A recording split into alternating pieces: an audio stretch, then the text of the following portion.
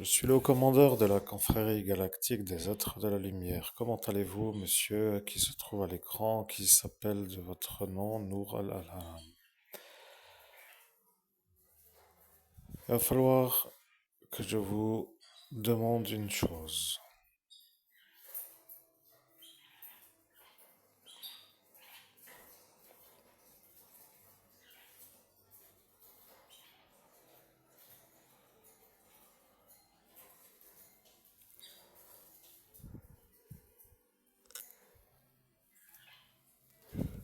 Bien, je vais vous demander une chose.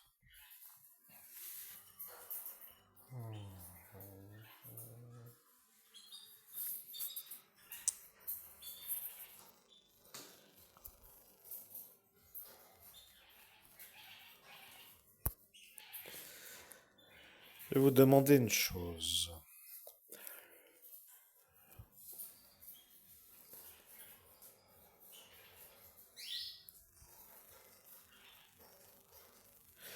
Bien, il faut toujours parler, a été dit par le haut commandeur de la confrérie galactique des êtres de la lumière. Voyez-vous ce que je veux dire dans la soirée du 17 mai? Il y a eu beaucoup de choses ce soir-là. Il y a eu énormément de choses. Je vais vous poser deux questions. Avez-vous, s'il est possible, que vous puissiez avoir l'accès à l'information que je vais vous donner, avez-vous une possibilité de comprendre ce que j'ai vécu en 2017 pour que vous, à l'écran, Nour al-Alam, soyez à cet instant dans la certitude que je suis moi devant vous dans le monde parallèle. Il y a eu dans ma vie une énergie qui s'appelle la connaissance de l'autre courant spirituel. J'étais dans une vie plutôt d'une absence de culture intense de quelque courant religieux que ce soit. J'étais plutôt dans une neutralité pour ne pas être dans une sorte d'absolue absence d'une autre sorte de courant spirituel. Cela veut dire tout simplement que j'ai été dans ma vie un certain découvreur de courants spirituels. Mais j'ai eu mon baptême en temps voulu à l'instant de mon arrivée sur cette planète. Mais arrive le temps du temps et le temps qui fait que le temps s'écoule et c'est tout ce qui se passe pour dire la chose dans le temps qui s'écoule. Vie plutôt sans ennui avec des quêtes personnelles internes. Je dis ça comme cela, quête personnelle interne. Je ne peux pas chercher à l'extérieur. Les gens sont un peu en dehors des compétences pour pouvoir m'aider. Mais j'ai été à la quête de ce qui s'appelle les courants spirituels autres que la chrétienté. J'ai été moi-même dans une certaine quête. J'ai eu, malheureusement, dans mon existence, des luttes intenses.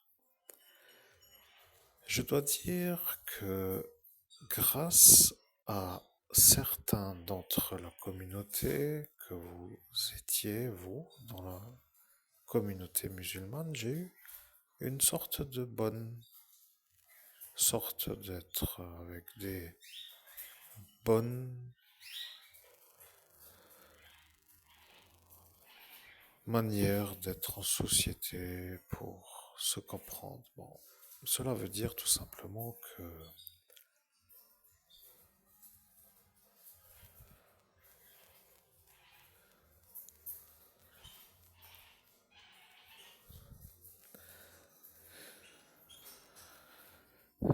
cela veut dire tout simplement avec des échanges sans que cela soit interdit pour dire de pouvoir parler à qui je le veux, mais le sujet de la vidéo va être exposé maintenant. Je suis à cet instant à faire une médiumnité, cher Nour. Je dois me mettre à la place d'un homme qui a, sur la porte ascensionnelle en 2017, été appelé par un autre que vous connaissez. Vous avez entendu un certain Farid vous appeler depuis le nord-est de la France et vous avez été à cet instant intrigué. Vous avez demandé pourquoi il m'appelle. Vous êtes à cet instant à vous souvenir. Vous étiez dans la Belgique. Et la Belgique, de cet instant, a entendu que depuis la France a eu lieu un appel d'un homme qui s'appelait Farid. Vous avez été vu par les Belges. Les Belges ont compris que vous alliez venir dans le nord-est de la France pour voir dans la ville de Metz, nord-est de la France, en dessous du Luxembourg. Pourquoi vous étiez appelé? C'est un peu logique dans la manière d'être appelé. On se demande pourquoi les gens nous appellent, qu'est-ce qu'ils font pour nous appeler? Pourquoi nous appellent-ils? Que veulent-ils? Que se passe-t-il? Pourquoi je dois venir? Est la question que, à cet instant, vous êtes posée. C'est un peu, très, très, très délicat. Je sais que ce que je vais dire est assez simple. Vous êtes venu dans le monde parallèle pour répondre à un homme qui voulait faire le djihad. Il a dit qu'il voulait que vous veniez pour faire un genre de malveillance. Le problème que je rencontre moi, homme humain, en ce jour, c'est que je dois parler avec vous de ce qu'il s'est passé dans la soirée du 17 mai, dans la ville de Metz, en 2017. Et ce qui est étrange, c'est que moi, homme humain, je n'ai aucun souvenir de l'instant où vous êtes apparu. Il faut que vous puissiez comprendre ce que veut dire se faire effacer la mémoire par des appareils qui sont d'habitude utilisés dans des centres psychiatriques. Un homme qui disjoncte tout d'un coup, je ne sais comment vous faire l'exemple, par exemple, prenons un exemple. Si je vois dans la rue un homme qui commence à faire des actes anormaux au sens de la société. Prenons un exemple. Si je vois un homme qui vient avec une sorte de manière d'être non conforme, imaginons, prenons l'exemple. Un homme qui viendrait avec un marteau-piqueur dans un centre commercial pour creuser un trou alors qu'il n'y a aucune raison de creuser un trou. La gendarmerie et la police viendraient vous le voir, mais ils diront après que s'il est lui, l'homme qui vient avec un marteau-piqueur dans un centre commercial, pour creuser un trou, qu'il a un problème dans la tête. Alors, c'est après qu'il est à cet instant guidé vers une thérapie psychiatrique. Et dans cet instant, dans ce lieu, ils utilisent peut-être certaines manières de faire selon la gravité des faits qu'il commet à cet instant. Comprenez. Je ne veux pas trop remuer, mais il faut que vous compreniez. L'homme humain que vous entendez est un évêque catholique. Il est, lorsque vous l'entendez en cet instant, à vous transmettre un message vocal. Le message qu'il diffuse est un message qui vient de ce que vous connaissez comme étant une lointaine galaxie.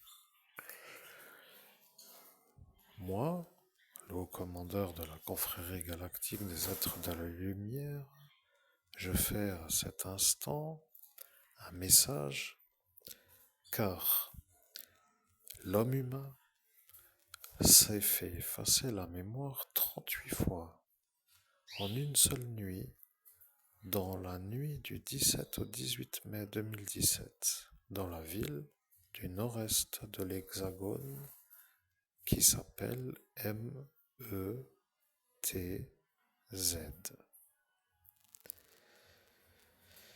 Il y a eu dans cet instant, dans cette ville, un acte de bravoure qu'il a effectué comme une sorte de volonté d'aider par l'absolu automatisme.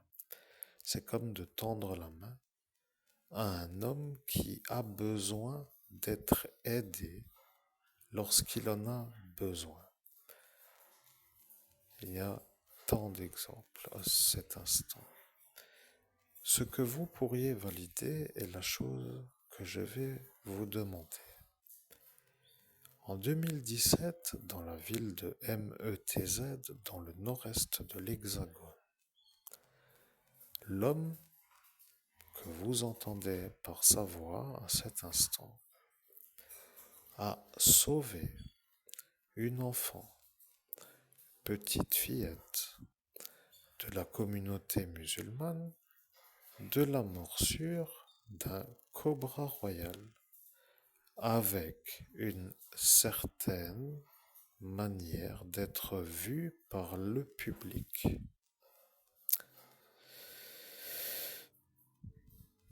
Vous comprenez, ce qui est délicat à raconter est que l'homme que vous entendez de sa voix humaine n'a aucun souvenir dans son esprit de ce que vous lui avez dit de l'autre côté du monde humain. Bien. Maintenant, je vais vous raconter la version que ce Farid ne vous a pas donnée. Farid vous a appelé de France, du nord-est de ce pays hexagonal, et il vous a demandé de venir sur la ville de Metz pour faire une sorte d'acte malveillant contre un évêque. Vous ne vouliez pas. Vous avez dit « je ne veux pas » et c'est tout. Il n'a pas été très heureux ou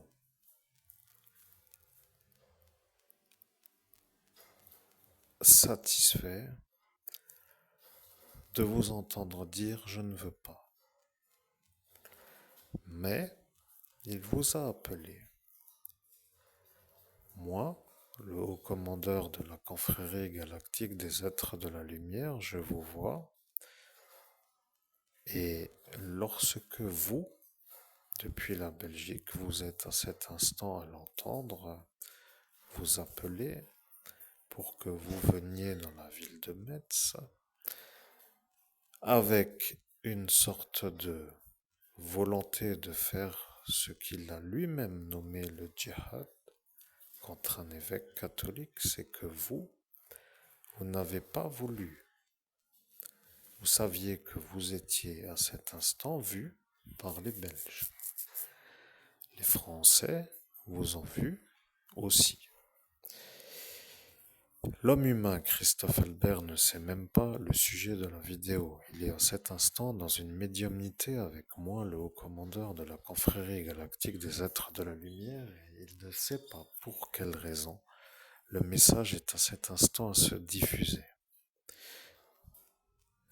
Vous êtes avec une sorte de volonté de vouloir voir ce qu'il se passe. Vous attendez et vous voulez voir après avoir dit je ne veux pas, mais vous avez dit je ne veux pas en premier. Après, comme vous avez dit je ne veux pas, cela a été une sorte de préalable à la suite de la possibilité de changer la direction de votre vie. Vous connaissez très bien ce monde parallèle. Je ne veux pas trop vous raconter comment qu'il interagit avec l'homme. L'homme, dans son espèce humaine, ne peut pas toujours connaître ce monde parallèle. Certains ne savent pas ce qu'il s'y passe. L'homme humain, en cet instant, Christophe Albert, l'homme qui diffuse mon message, n'y rentre pas. Il n'y rentre pas et il ne peut pas savoir comment font les gens qui y sont pour faire des choses comme de décider de trajectoires à suivre pour atteindre des objectifs. Vous voyez, il y a à cet instant pour vous une énigme. Pourquoi ce Farid vous appelle? C'est ça que vous vouliez savoir ce soir-là. Pourquoi ce Farid vous appelle? Eh bien, je vais vous dire une bonne chose qui est simple à comprendre. Ce Farid qui vous a appelé a voulu faire un meurtre sur une porte d'ascension spirituelle avec votre interaction. Il a dit que si vous, l'imam salafiste, apparaissez dans le monde parallèle, c'est que vous allez vous faire le meurtre que lui ne pouvait pas faire. Il a voulu faire comme si il avait voulu faire, mais avec une certaine façon, il n'a pas réussi à faire le meurtre sur l'homme que vous entendez. Il vous a demandé à vous de le faire en vous faisant venir, car lui, connaissant le monde parallèle, sachant que vous êtes à cet instant dans un courant d'assez rude et évidente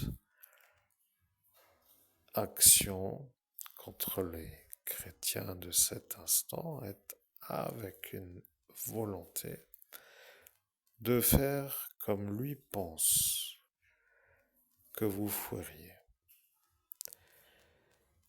Vous comprenez que pour moi, le haut commandeur de la confrérie galactique des êtres de la lumière, de dire que vous, Nour al-Alham, êtes appelé depuis le nord-est de l'Hexagone par un Farid qui vous appelle pour que vous veniez faire un acte malveillant sur un évêque catholique, est à cet instant à remémorer ce qu'il s'est à cet instant passé. Vous avez émis une sorte de volonté de réfléchir. Vous avez dit « je ne veux pas » et après, vous avez dit « je vais réfléchir ». Bon, ça ne veut pas dire que vous vouliez, mais vous avez dit « je ne veux pas, je vais réfléchir ».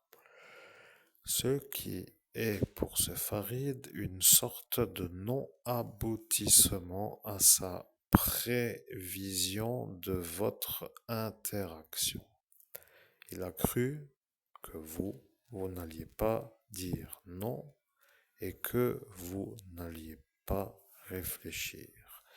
Il a cru que vous alliez venir sur la porte d'ascension depuis la Belgique jusqu'au nord-est de l'Hexagone et que vous alliez faire une sorte de fin par une manière de faire comme... Et là, je ne dis pas trop, mais vous comprenez la manœuvre. Voilà que vous avez compris à cet instant que l'homme que vous entendez est un médium. Le problème que vous avez non pas rencontré en cours de trajet, mais que vous avez à cet instant non pas autrement face à la vérité de vous voir en face de Jésus comme étant à cet instant une sorte de impossibilité de venir, car vous étiez à voir que le Christ, avec la belle façon, vous a demandé pourquoi vous voulez venir faire un acte qui n'est pas comme Dieu, qui se nomme Dieu Père de Jésus-Christ, veut. Il vous a demandé pour quelle raison voulez-vous venir faire un acte que mon Père ne veut pas que vous fassiez, c'est-à-dire Dieu Père de Jésus-Christ. Lorsqu'il vous a demandé, vous avez dit, que se passe-t-il? Vous avez demandé, que se passe-t-il? Dieu, depuis son royaume, vous a demandé, que va-t-il arriver? Et là, vous avez dit que vous voyez Dieu et Jésus devant vos yeux. Vous avez demandé pourquoi vous les voyez. Et ce que vous savez, qui n'est que pour votre conscience, à l'instant de cet instant, est que Dieu, de sa royauté, de ce paradis, vous a dit que vous ne devez pas venir faire un acte malveillant. Il vous a dit de ne pas venir faire un acte malveillant. Vous avez à cet instant fait une pause. Vous avez dit, je ne dois pas venir faire un acte malveillant car Dieu me demande de ne pas le faire.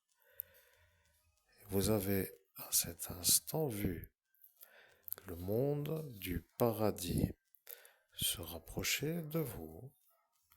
Vous avez demandé comment cela se fait que je vois le paradis, Dieu et Jésus. Vous avez demandé comment cela se fait que je vois le paradis, Dieu et Jésus.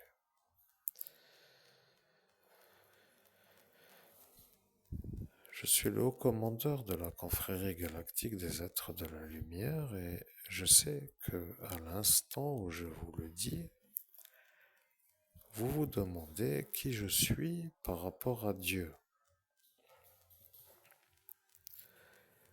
Mais lorsque vous écoutez à cet instant le récit, vous découvrez le véritable aspect de la spiritualité de Christ. Ne soyez pas trop dans la vitesse de conclure. Il faut réfléchir. L'homme que vous entendez a fait un sauvetage d'un acte héroïque car il a été dans la ville de Metz, homme qui sauve une petite fille de la communauté musulmane de la morsure d'un cobra royal. Il y a eu un homme qui a amené en pleine rue une sorte de caisse en bois qui était posée au sol et qui a ouvert cette caisse en bois pour en faire sortir un serpent qui s'appelle un cobra royal. Le problème que vous ne savez pas, c'est que l'homme qui a posé le cobra royal en pleine rue, dans cette caisse en bois, a dit qu'il ne savait pas que dans cette caisse en bois, il y avait un cobra royal.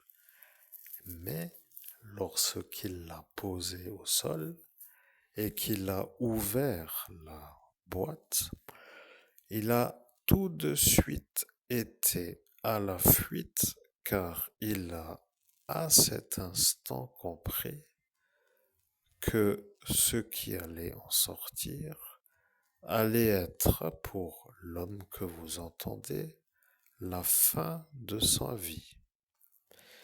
Ce qui veut dire qu'il a, avec une certaine façon de faire, libéré un serpent en pleine ville devant l'homme que vous entendez et qu'il s'est, après avoir ouvert la caisse en bois, tout de suite sauvé, pris la fuite pour être clair. Il savait que c'était dangereux. Lorsque le serpent est apparu comme un serpent, l'homme que vous entendez, avec la manière de voir le serpent, s'est demandé qu'est-ce qu'il se fait comme à devoir faire. Il s'est demandé que doit-il faire. Pourquoi apparaît maintenant un serpent? Je vais vous dire, Nour al-Alam, vous savez ce qu'il s'est passé parce que vous pouvez savoir. Il y a eu dans la ville de Metz une enfant que l'homme que vous entendez a sauvé de la morsure du cobra royal. Et lorsque vous, depuis la Belgique, avez été appelé par le Farid, c'est que ce Farid ne voulait pas que vous ne finissiez pas l'homme que vous entendez, car il a vu dans son futur que aujourd'hui allait arriver la conversation qui vous a à cet instant fait venir. Vous comprenez? L'homme Farid a vu le futur de l'homme que vous entendez et il a vu que aujourd'hui, en 2025, en juin, pour dire que nous sommes au mois de juin dans le calendrier, que vous alliez avoir accès à notre conversation. Lorsqu'il a vu que vous alliez à cet instant être comme l'homme qui se rappelle, il a voulu que vous ne puissiez pas être celui qui peut valider que vous puissiez savoir qui est la fillette qui l'a sauvée.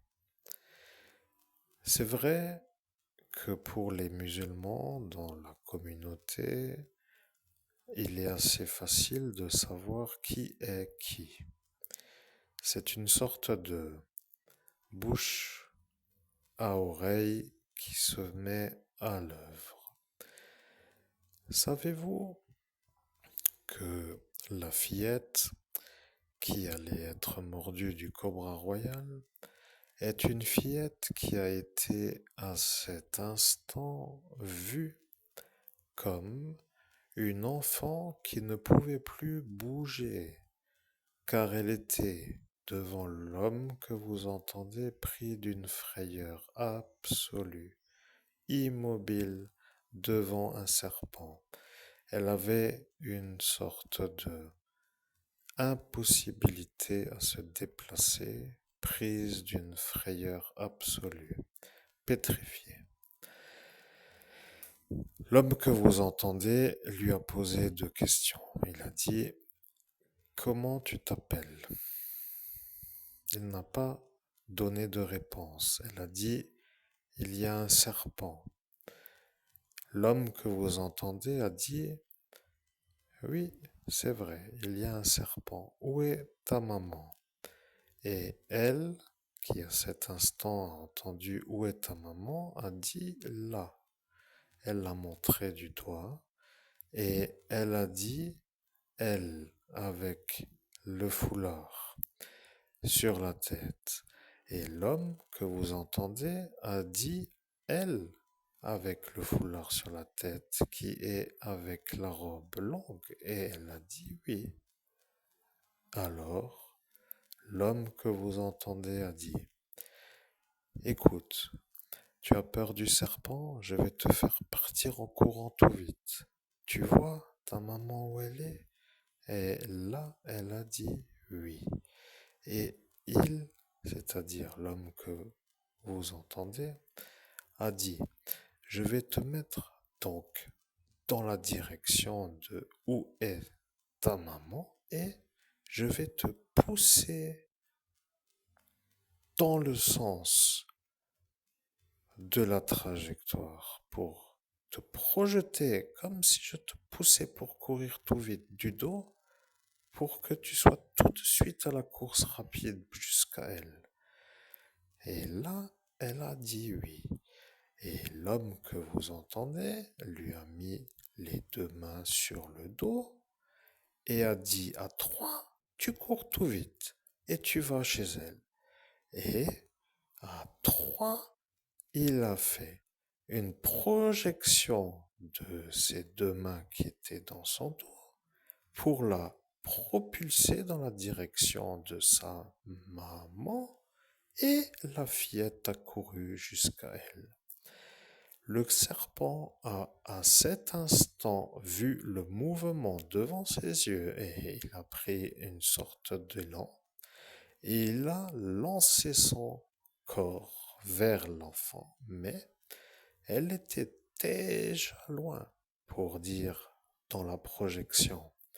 L'homme que vous entendez, lui, lorsqu'il a projeté l'enfant, a à cet instant fait un pas en arrière, c'est-à-dire que l'enfant a été projeté vers sa maman par une action de pousser dans le dos. Elle a couru vite et en même temps, l'homme qui a poussé dans le dos de l'enfant a fait un pas en arrière, comme s'il s'opposait à la direction de l'enfant. Et le serpent a lancé l'assaut à l'instant où il a fait le pas en arrière. Il a mangé du vent, vous comprenez?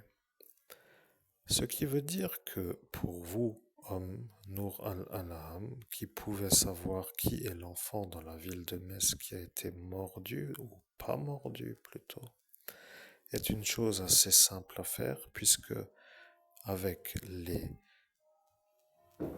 connexions que vous pouvez avoir, il y a une sorte de facilité de trouver qui est l'enfant. Mais ce qui est incroyable, c'est que l'homme que vous entendez ne peut pas remonter dans le monde parallèle. Il y a un autre homme qui s'appelle Christophe Albert qui y est. L'homme qui y est un autre, qui n'est pas un gentil.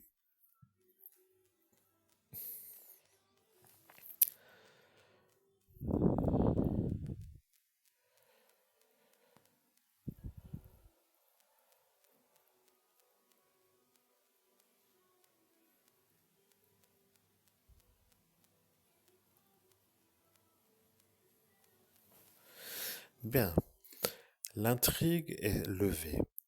Si vous arrivez à savoir qui est l'enfant que l'homme que vous avez à cet instant dans les oreilles pour dire qu'il vous diffuse le message est, c'est que vous savez que c'est vous qui ne deviez pas avoir la vision du monde parallèle. Mais comme vous, vous avez à cet instant rencontré Jésus dans cet instant, et que vous avez décidé de ne pas tuer l'évêque catholique, selon ce que Farid voulait, c'est que vous êtes à cet instant à certainement être celui que ce Farid ne veut plus. L'ennui est simple à comprendre.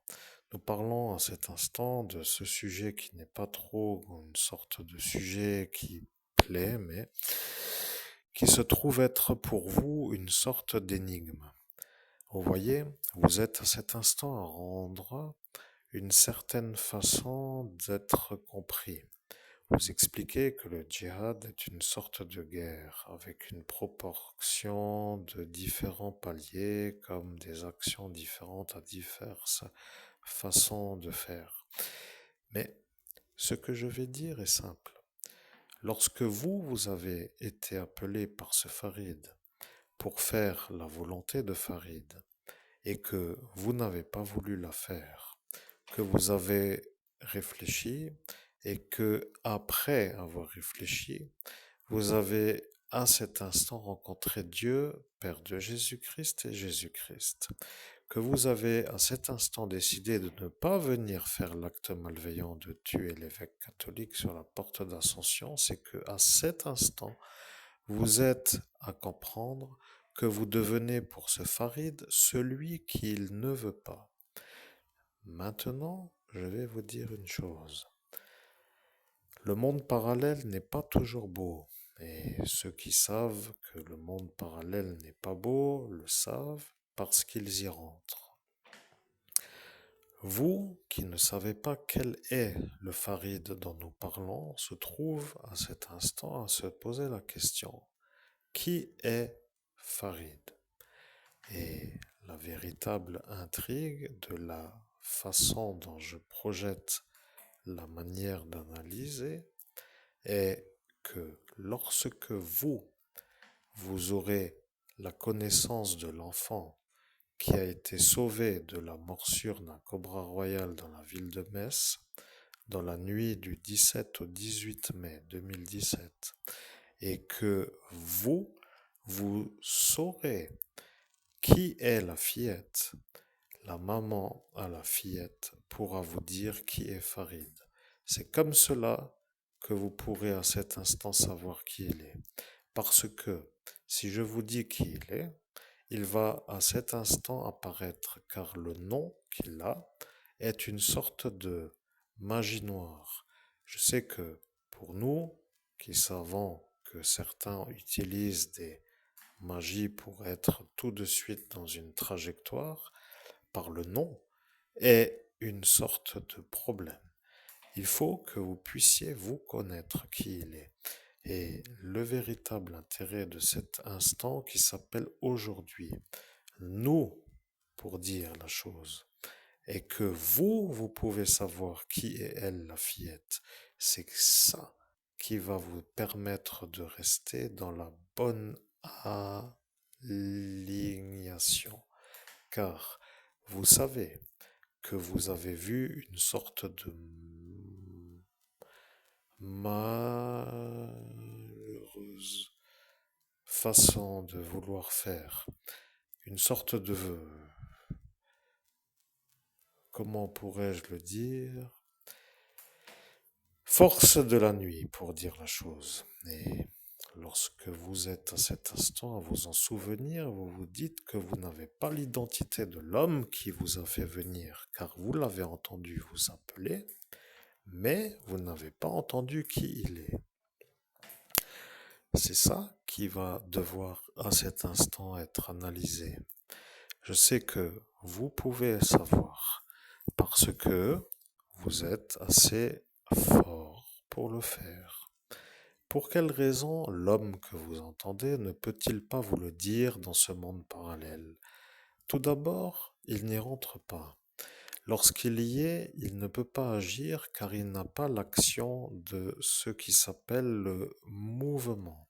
Il s'y trouve, mais il ne fait pas des choses.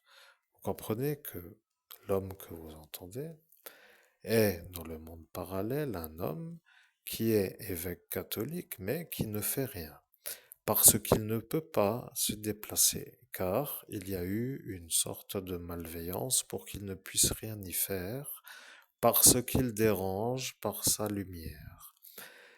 C'est ça, ce que certains aiment faire parfois. Mais lorsque vous aurez l'identité de l'enfant et que vous aurez accès à ce témoignage de sa mère et que elle vous dira que l'homme qui a sauvé sa fille est l'homme que vous entendez, vous aurez à cet instant accès à savoir des choses, car elle qui a dit que si il y a une sorte de question, qu'elle répondra à des questions, mais qu'elle ne donnera pas toujours tout à n'importe qui, voulant dire qu'elle a compris que c'était une tentative de meurtre et qu'elle ne veut pas trop le dire parce que ça implique des mise sous condition de pression à des réponses, ne voulant pas être comme une femme qui dérange la communauté, parce que l'homme n'est pas autre qu'un évêque, et que l'évêque a sauvé la vie à sa fille, et que l'évêque n'est pas l'évêque catholique romain, mais l'évêque catholique. Vous comprenez, ça devient un peu une sorte de drôle de manière de vouloir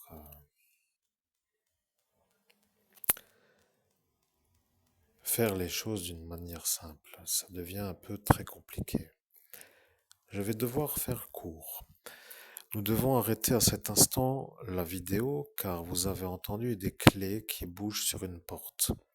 Ce qui veut dire qu'il y a pour nous une sorte de chose à faire. Il faut que j'ouvre la porte à ma féline qui veut descendre pour marcher plus loin et je reviens vers vous dans quelques instants.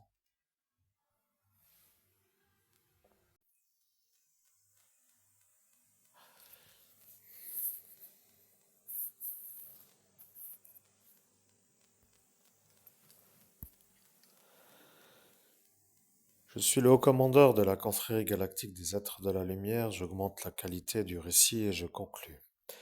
Il y a dans la nuit du 17 au 18 mai 2017, dans la ville de Metz, nord-est de la France, un homme qui s'appelle Farid qui vous appelle à vous. Vous étiez à cet instant sur sa manière d'être invité, comme une énergie contraire à l'homme que vous entendez, car l'homme que vous entendez est un évêque catholique qui vient d'être ordonné par Dieu Père de Jésus-Christ comme un homme qui accède à un haut plan spirituel.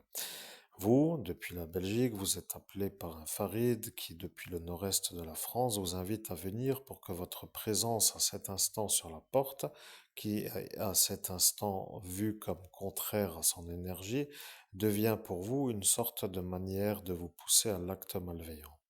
En cours de trajet, pour dire en cours de réflexion, vous avez rencontré Dieu, Père de Jésus-Christ et Jésus-Christ. Jésus-Christ vous a parlé et Dieu, Père de Jésus-Christ, vous a dit de ne rien faire contre l'évêque catholique. C'était un test. Vous avez été testé par Dieu. Dieu vous a demandé de ne rien faire et vous avez obéi. Lorsqu'il vous l'a demandé, vous l'avez écouté.